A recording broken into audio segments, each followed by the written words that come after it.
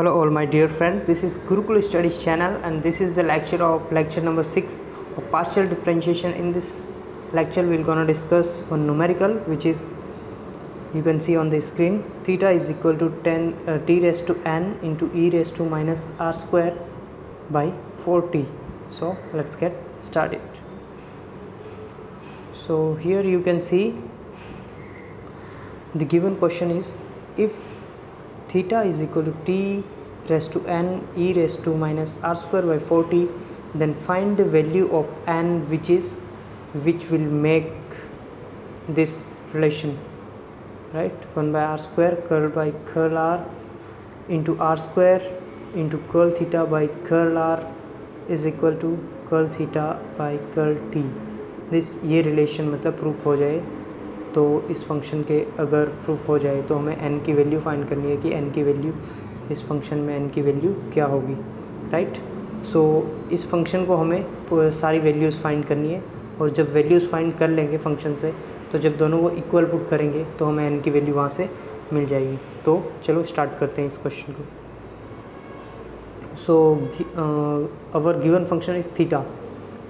So theta is equal to t raise to n e raise to minus are square by 40. ये में given है, right? सो अभी जो proof जो दिया हुआ है कि ये चीज़ इसके इक्वल होनी चाहिए, तो हम पहले इसको फाइंड कर लेते हैं, right? Curl theta by curl T, ये भी फाइंड कर सकते हैं पहले, और इनमें से कोई भी हम फंक्शन फाइंड कर सकते हैं, राइट? सो फर्स्ट हमने क्या फाइंड किया, curl theta by curl R, ये वाली वैल्यू हमने फाइंड की first.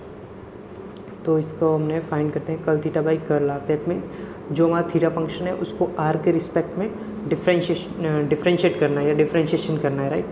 So curl theta by curl are is equal to, अभी आर के रिस्पेक्ट में कर रहे हैं तो टी रेस टू एन में तो आर है नहीं, तो ये हमारा कांस्टेंट रह जाएगा. सो इसको तो हमने कांस्टेंट रख दिया. और e raise to minus are square by 40, इसमें आर है तो इसको हम डिफ्रेंशिएट करेंगे, right? So t raise to n हमारा कांस्टेंट है, इसका एक्सपोनेंशियल का डिफ्रेंशिएशन आपको पता है क्या होता है, सेम होता है पहले, और जो उसके अंदर का फंक्शन होता है एक्सपोनेंट में उसका हम डिफ्रेंशिएट करते हैं. तो इसके एक्सपोनेंट में क्या फंक्शन है हमारे पास, minus are square by 40. So इसका differentiation with respect to r करते हैं. So curl by curl r into curl by curl r. So हमारे इंटू में क्या आ जाएगा, माइनस आर स्क्वायर बाई 40 आ जाएगा, राइट? सो अगर आर का हम यहाँ पे करते हैं तो जो हमारे पास डिनोमिनेटर में टर्म है 40, वो तो हमारी कांस्टेंट है क्योंकि उसमें कोई आर है नहीं. सो हमारा वो तो हमारा कांस्टेंट निकल जाएगा, और आर स्क्वायर का डिफ्रेंशिएशन क्या हो जाएगा हमारा, 2r हो जाएगा, राइट? सो हमारे पास 2r हो जाएगा, माइनस यहाँ पे माइनस ही है.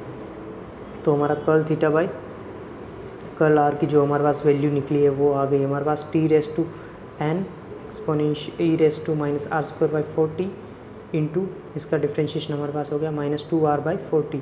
सो इसको ये 2 से ये 4 कैंसिल हो जाएगा, 2 2 से 4, सो 1/2 बचेगा यहाँ पे. सो हमारे पास इसकी वैल्यू आएगी वो हमारे पास ये आएगी, curl theta by curl are is equal to minus 1/2 r t raise to N minus 1 into e raise to minus are square by 40. ये हमारे पास t raise to N minus 1 कैसे हो गया यहाँ पे, क्योंकि जो हमारा ये जो हमारा टी है ना यहाँ पे नीचे, ये इसको हमने ऊपर यहाँ पे ले लिया है टी के पास. सो टी रेस टू एन है, एक पावर ऊपर जाएगी मतलब टी रेस टू माइनस 1 बच जाएगा, तो हमारे पास t raise to N minus 1 हो गया, राइट? सो नेक्स्ट हमने ये चीज़ फाइंड कर ली. अब इसी चीज़ को हमें पता है कि गिवन है कि आर स्क्वायर से इंटू करना है, तो जो हमारे पास वैल्यू निकली इसको हम क्या कर देंगे, आर स्क्वायर से इंटू कर देंगे, राइट?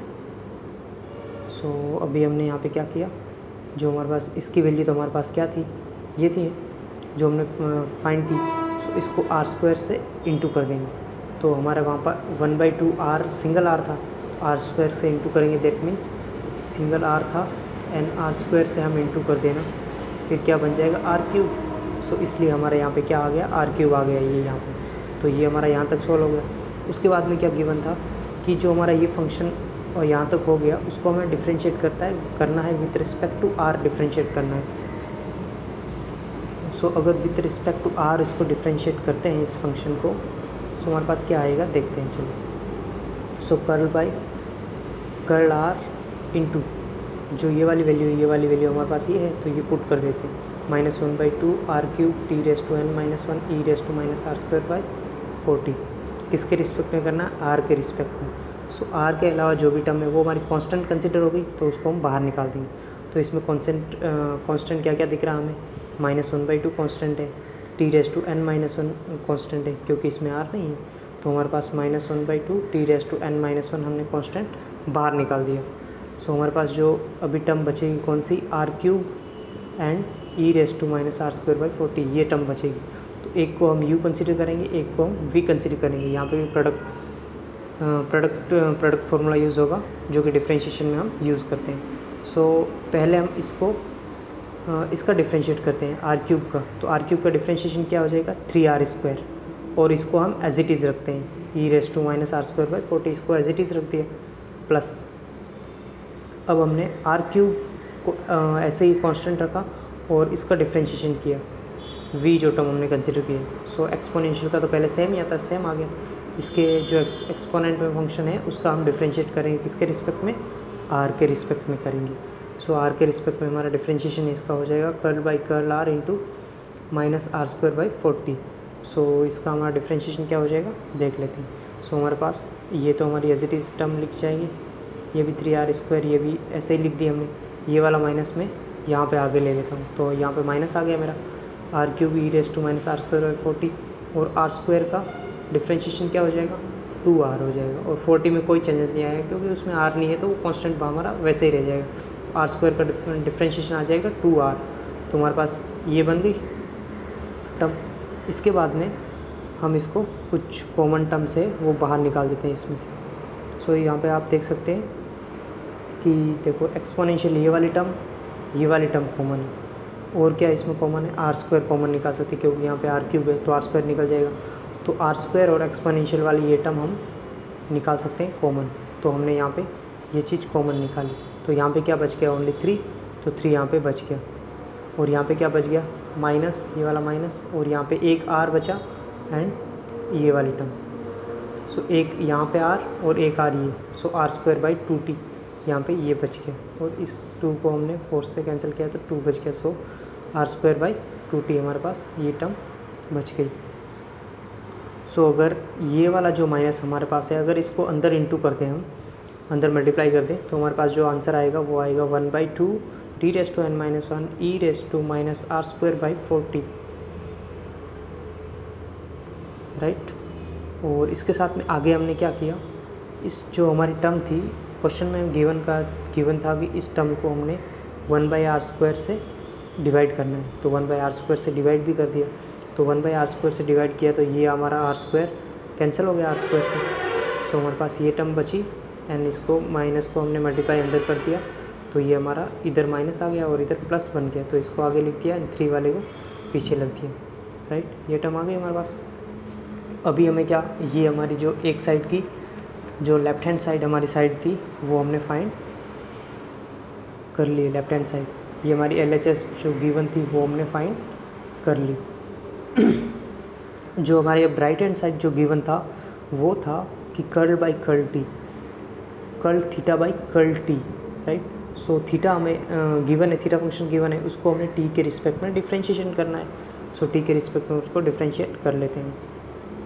सो t के रिस्पेक्ट में डिफ्रेंशिएट करते हैं तो कर्ल/कर्ल t, और थीटा जो हमें गिवन है वो है t⁻n e⁻⁻r²/40 ये गिवन है। सो हमने किसके रिस्पेक्ट में करना है, t के रिस्पेक्ट में। सो यहाँ पे भी t है और इसमें भी t है, तो हमारे इन दोनों फंक्शन को एक को u कंसिडर करेंगे और एक को v कंसिडर करेंगे। सो इसको हम u कंसिडर कर लेंगे, इसको v कंसिडर कर लेंगे।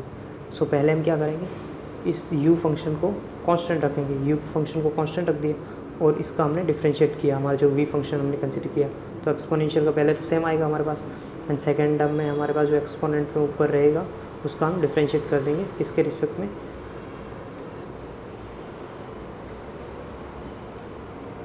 सॉरी ये गलत हो गया, हम यहाँ पे t के रिस्पेक्ट में कर रहे हैं, तो यहाँ पे हमारा t आ जाएगा, कर्ल/कर्ल t आएगा क्योंकि t के रिस्पेक्ट में कर रहे हैं, राइट। कर्ल t आएगा यहाँ पे, प्लस e⁻⁻, अभी इसको v को हमने ऐसे ही कांस्टेंट रखा एंड t⁻n को हमने डिफरेंशिएट किया। सो t⁻n का क्या हो जाएगा, T raise to N, so N एक बार आगे आ जाएगा और T raise to N minus one हो जाएगा, ये हो जाएगा हमारा। सो हमने यहाँ पे n into T raise to N minus one हो गई, ये टर्म आ गई। उसके बाद में हमारा आ जाएगा टी रेस टू एन, ये एज इट इज़ टर्म आ गई हमारी, और ये हमारे एक्सपोनेंशियल वाले भी सेम टर्म आ गई। अभी इसको विथ रिस्पेक्ट में हमें टी के रिस्पेक्ट में किया, राइट। सो आर टी के रिस्पेक्ट में करेंगे तो हमारे पास जो आएगा आंसर वो आ जाएगा, ये वाली जो टर्म है R square minus are square by 4, ये तो कांस्टेंट निकल जाएगी क्योंकि हम टी के रिस्पेक्ट में कर रहे हैं। सो टी हमारा 1/t का डिफ्रेंशिएशन क्या हो जाएगा, -1/t स्क्वायर हो जाएगा, राइट। सो हमारा -1/t स्क्वायर इसका डिफ्रेंशिएशन आ गया, प्लस ये तो एक्सपोनेंशियल टर्म हमारी ऐसे ही रह गई थी और इसको भी हमने लिख दिया। तो हमारे पास जो आ गया इसको भी हमने ऐसे लिख दिया, राइट, अरेंज करके। जस्ट इसको हमने आगे लिख दिया और इसको पीछे लिख दिया जस्ट। एंड इसके बाद में जो हमारी curl theta by curl T की जो टर्म हमारे पास मिलती है, कुछ कॉमन टर्म्स निकाल के, जैसे कि यहाँ पे देख सकते हो आप, T raise to N minus one common निकाल सकते हैं, T raise to N minus यहाँ से कॉमन निकल सकता है हमारा, और एक्सपोनेंशियल भी कॉमन निकल सकता है, राइट। सो हमने वो दोनों टर्म कॉमन निकाल दी, तो हमारे पास क्या बचेगा, देखो T raise to N minus one और एक्सपोनेंशियल यहाँ से कॉमन निकलता है, तो इसमें क्या बचेगा, ओनली एन। सो हमारे पास यहाँ पे एन बचा है ओनली, प्लस, और यहाँ पे क्या बचेगा, देखो क्या क्या कॉमन निकाला, एक्सपोनेंशियल कॉमन निकाल दिया हमने, ओके। और टी रेस टू स्क्वायर है यहाँ पे, सो स्क्वायर है, दैट मीन्स अगर टी रेस टू एक, अगर जैसे कि 1/t स्क्वायर है हमारे पास, राइट। सो अगर इसको हम 1/t इंटू टी लिख दें और एक टी को ऊपर डाल देंगे, एक टी को क्या करें,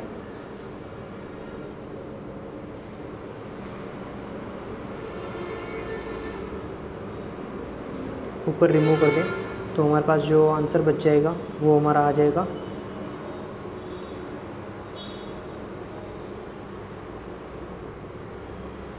ये आ जाएगा हमारा answer t into are square by 40, right. So हमारा जो इसका आंसर आ जाएगा curl theta by curl t is equal t raise to N minus one, exponential common निकल गया, एंड जो हमारे ब्रैकेट में टर्म बच जाएगी n plus T into are square by 4t square, हमारे पास ये टर्म बच जाएगी, ये वाली टर्म। एंड जो हमने यहाँ पे फाइंड की है ये वाली टर्म, इन दोनों को इक्वल करने का है, हमें इक्वल कर लेते हैं इन दोनों टर्म को। तो जब इन दोनों टर्म को हम इक्वल करेंगे,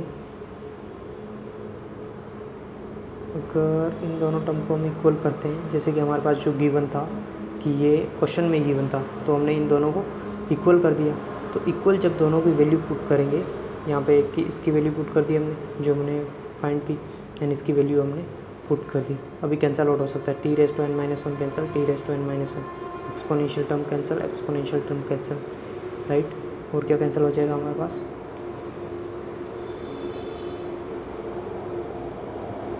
ओके, फ़िलहाल इतना ही कैंसिल होगा, राइट।